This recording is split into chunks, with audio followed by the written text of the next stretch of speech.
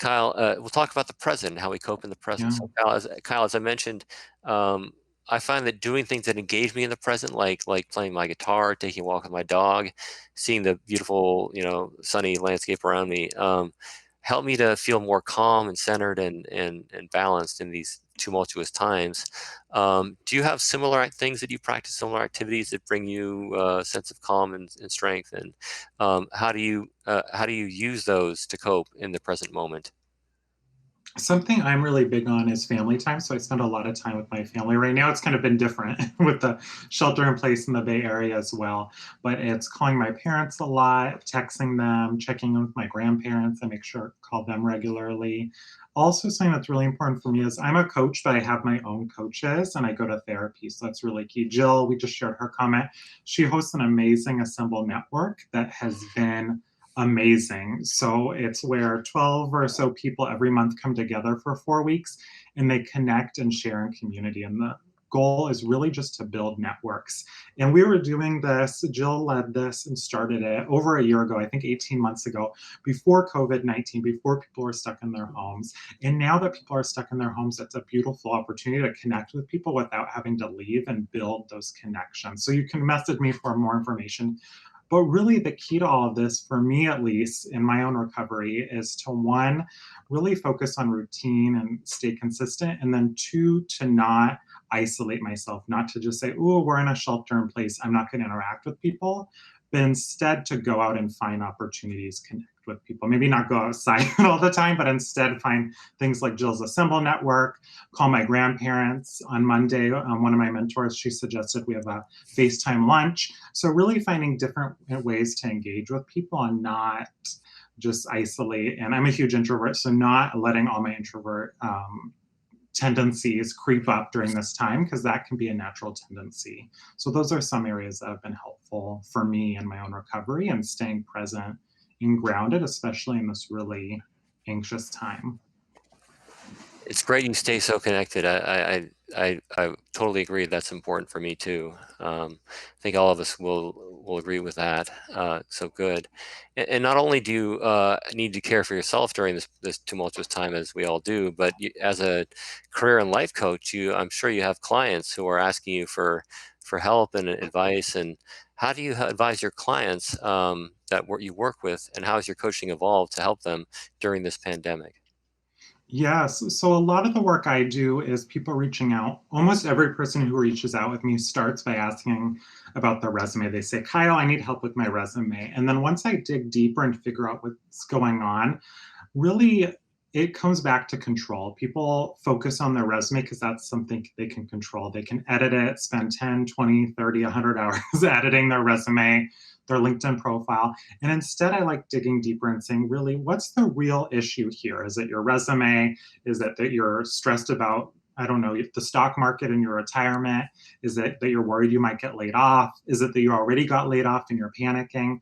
So a lot of my work, especially in the last few months, has been transitioning from purely just focusing on the documents. Not that I only did that before, but moving away from just the documents and diving deeper and helping people manage that anxiety. Because if people go into the job search and networking and interviewing with anxiety, they're not going to show up as their best, most fabulous self. So I'm really working with people to find strategies to just add a little joy and hope to their days and say, okay, what are some ways, even when so many of us are at home, where we can add some joy and really just bring some happiness to our lives? So it's really shifted away from, not that it was ever transactional, but moving even more toward that transformational stage and saying, how can we really build relationships right now and integrate happiness in your life?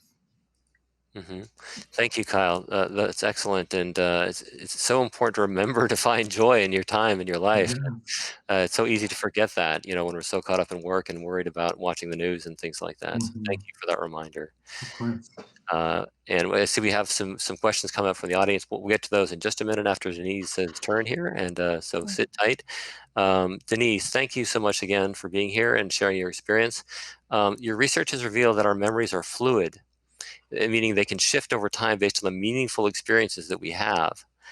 Now, the circumstances we're experiencing during this current pandemic are unprecedented, and people are experiencing stress and anxiety in extremely unusual levels. It's a tough time for all of us. Based on your knowledge of and this includes people that are close to us, right? Yeah. So, yeah, and so based on your knowledge of psychology and neurobiology, how do you care for people around you? How do you help them to cope with the present crisis?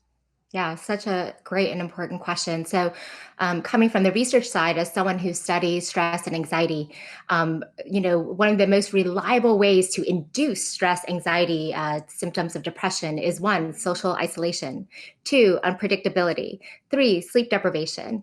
And in this global pandemic of the COVID-19 virus, I think a lot of us are feeling this, right? Like we are the experiment now.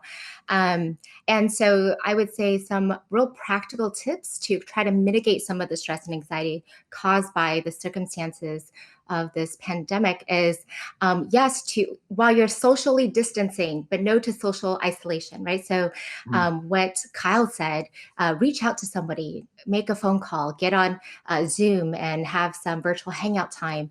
I know for my research team, we do a virtual coffee hour every day, just a place kind of to quote unquote to replace a water cooler that we all just go and chat around and build some community together. The second thing is unpredictability. So yes, it is really almost impossible to predict what's going to happen to health and economy at the global scale. But what Kyle and I talked about is that what you can do is to take control of your daily routines. And that becomes really important in building predictability and stability in your daily lives. And then the third is sleep. So we know that when we're stressed and anxious, that can alter sleep. And especially because we're not going outside and we don't have our normal cues of what time it is, it's really easy for us to sleep deprive ourselves. And we know that sleep deprivation leads to increased stress, increased anxiety, and can also trigger depression. And so, if you can maintain healthy sleep routines, that's really important.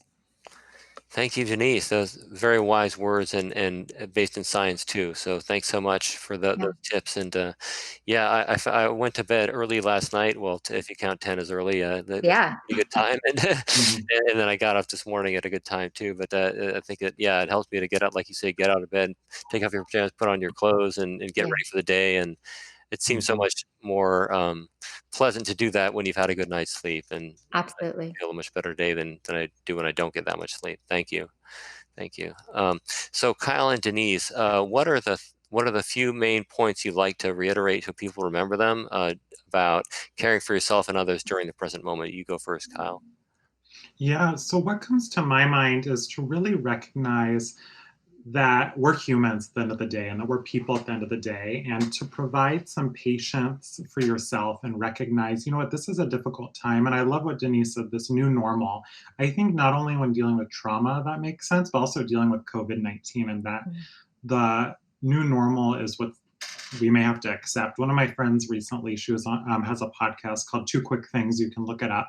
And she talked about dealing with COVID-19, how we work from home, and realizing maybe your new normal is that you're not going to be working 8 hours a day and be productive like you were in the office. Maybe you're going to get in 4 or 5 good hours, and that's what it's going to look like. So I think that's really the key takeaway here, is to recognize that we're human, to be patient with yourself, with others, and then to ask for help and say, you know what, I really need help right now, and reach out to other people, have those Facebook or those maybe FaceTime with someone, and really just say, here's what I need. And don't be afraid to reach out and say, hey, I need some FaceTime right now, or hey, let's have a conversation. Thanks. Thanks, Denise. Yeah, so I think overlapping with some of what Kyle's themes are is to be good to yourself, right? And so to do this to mitigate some of the anxiety and stress based upon our research is do not be in social isolation. Socially distance, but connect with people, and also check on the people who are living by themselves, who may be socially isolated in their own situations. The second is establish routines so that you have predictability in your Mhm. life, and that helps with mental stability. And three is sleep if you can. Okay. Okay. Thank you so much, Denise.